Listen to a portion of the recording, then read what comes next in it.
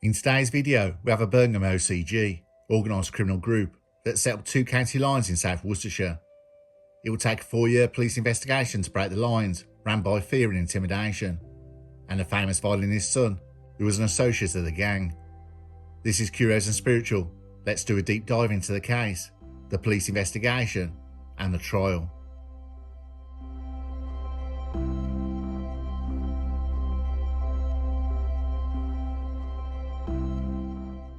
In early 2020, police intelligence revealed that a county line was supplying Class A products to South Worcestershire from the West Midlands.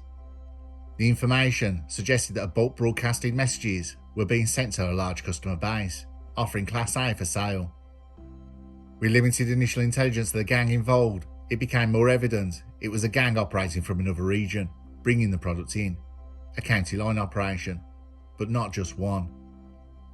2 different lines from the same gang.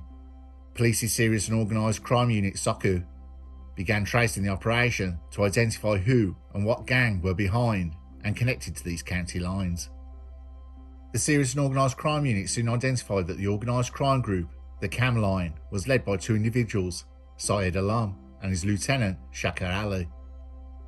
The CAM county line was supported by several foot soldiers and street dealers.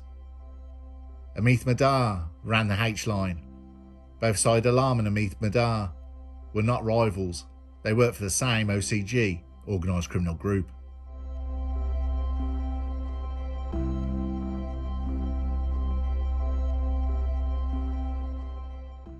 To advance the investigation, the crime unit started targeting the group's dealers, as the information obtained on their mobile phones would be crucial in getting information on product, buyers and dealers. Police managed to identify the 2 county lines that operated under the names CAM and H lines after busting a customer who bought product from the gang. These lines were part of a complicated network that used dedicated mobile phone numbers to facilitate Class A orders and coordinate deliveries. The county lines ran by Amit Madar, the H county line, and Syed Alam, the CAM line. Though working for the same OCG, were extremely competitive.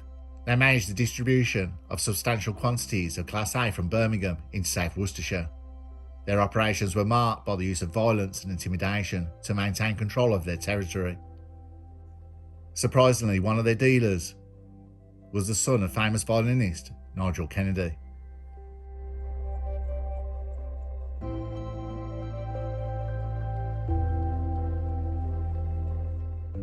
Sark Eve Amadeus Kennedy worked for Amit Madar for the H County line.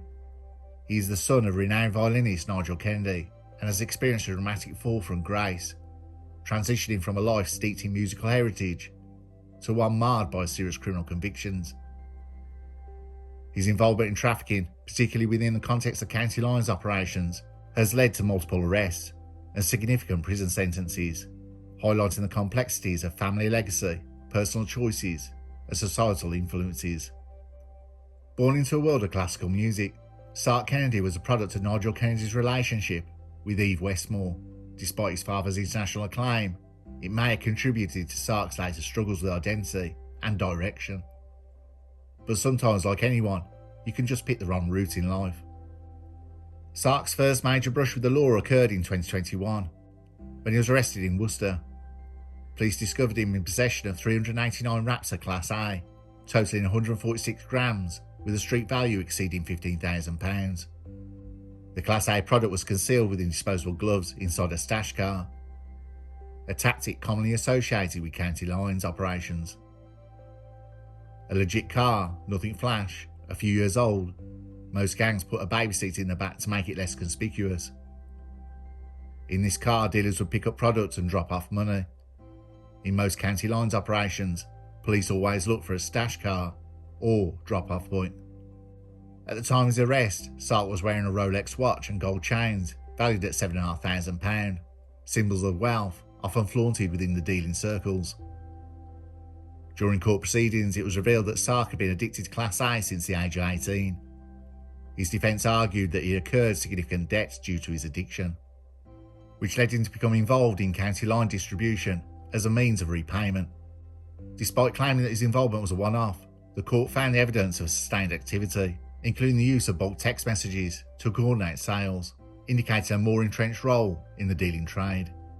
Following his initial 33-month sentence, Sark Kennedy was released, but was back dealing for the H&CAM line.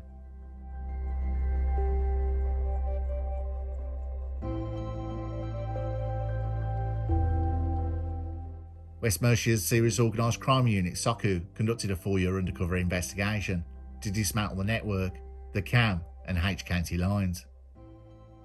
The police unit had busted some of the county line's major street dealers and soldiers. With substantial evidence in hand, police attempted to stop a car and arrest Syed Alam and his lieutenant Shakir Ali. Shakir Ali refused to stop the vehicle, reversing into a police car before speeding away. Shortly after, Syed Alam threw several raps out of the car's window before abandoning the car, speeding through junctions and into a pub car park, narrowly missing a family with a small child. In December 2020, police located Syed Alam at his address, where he was arrested, charged, and he was remanded into custody. With his right-hand man behind bars, Amit Madar realised the net was closing in, and his own arrest was imminent. He fled to Dubai shortly after and sent a message mocking Syed Alam, claiming he was 10 steps ahead. The H line then took over the CAM line. In April 2021, Amit Madar returned to the UK, believing he had escaped justice. However, shortly after his return, he was arrested with his trusted associate Sark Kennedy. Police seized £15,000 worth of Class A product. Surveillance videos also showed the gang stashing Class A, including a bag of product worth £8,000, in a bush in Worcestershire. The investigation would end in the arrest of 16 individuals, including Sark Kennedy. He was caught discarding wraps of Class A outside a school in Malvern, a move that underscored the brazen nature of his criminal activities. This incident was part of a broader investigation into the Cam and H County Lines gang, responsible for distributing over 25 kilograms of Class A, valued at more than £1.5 million across South Worcestershire. Sark was identified as a key member of the network, which was supplied by 2 head dealers from Birmingham.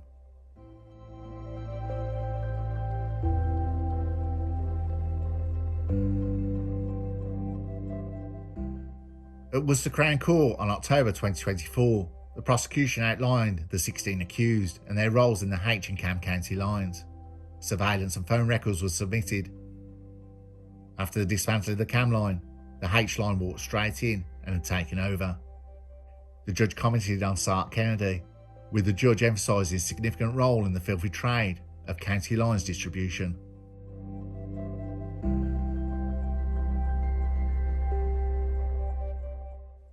Syed Alam, 35 years old, from Rowley Regis, was sentenced to 15 years, reduced to 10 years for his early guilty plea to conspiracy to supply Class A.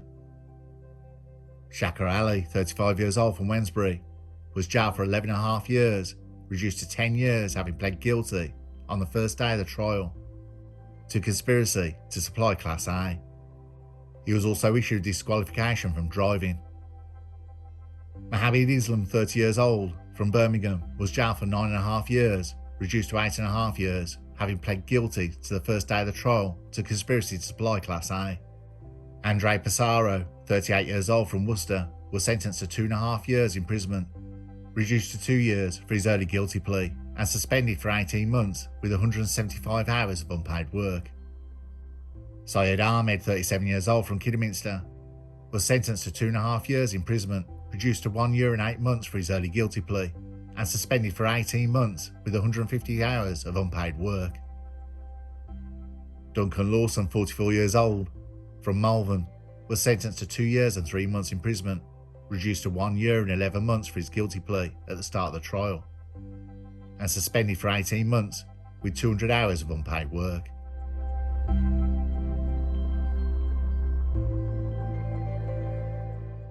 The H-line, all were found guilty of conspiracy to supply Class A. Amit Madar, 41 years old, from Birmingham, was sentenced to 14 years and 6 months. Gentil Lage, 34 years old, from Birmingham, was sentenced to 8 years.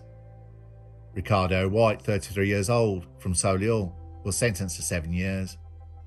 Sark Kennedy, 28, from Malvern, was sentenced to 3 years, plus an additional 33 months already served for other offences. Naringa Rupakati, 31 years old, from West Bromwich, was sentenced to 6 years. Brandon Scott, 26 years old, from Worcester, was sentenced to 6 years, plus 3 years consecutive for unrelated offences. Mark Tyrrell, 27 years old from Malvern, was sentenced to 8 years. Jack Beddoes, 30 years old from Worcestershire, was sentenced to 3 years and 4 months. Katie Holland, 40 years old from Malvern, was sentenced to 4 years. Robert Fleetwood, 35 years old from Worcester, was sentenced to 4 years plus an extra 3 months for contempt of court, after a tirade of abuse directed at officers, staff, the court and the judge on sentencing. Detective Chief Inspector James Bamber of South Worcestershire Local Policing Area said detectives from the SOCU worked tirelessly to rid South Worcestershire of the criminality inflicted by this group. I echo the sentiment of Judge Burbridge, who commended the police for a detailed and diligent investigation. Tackling serious and organised crime is a priority, and will continue to focus our efforts on disrupting the criminal behaviour of those who are causing harm in our communities.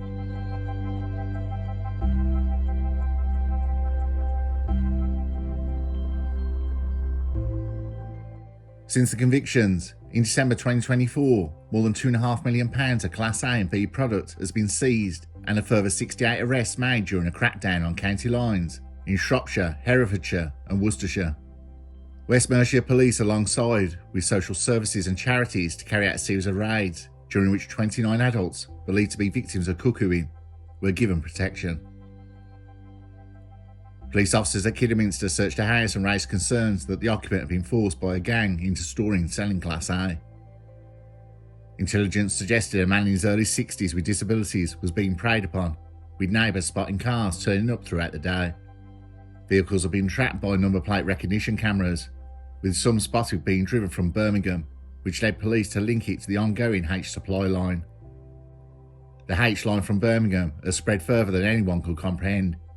It may now be the biggest UK distribution line to county lines the UK has ever seen.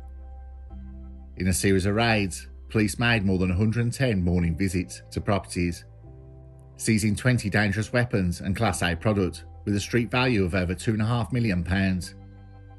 Trials are set further in the year, and we will return to see what else police have uncovered.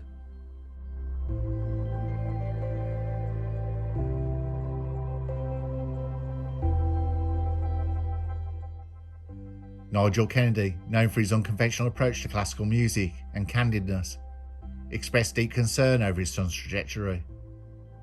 He acknowledged the severity of Sark's actions, but also noted that prison had in some ways matured him. Nigel described the experience as transformative, stating that it made a man out of him, and likened it to the toughening effect of a military service. Despite the circumstances, he remained hopeful for his son's rehabilitation and the future.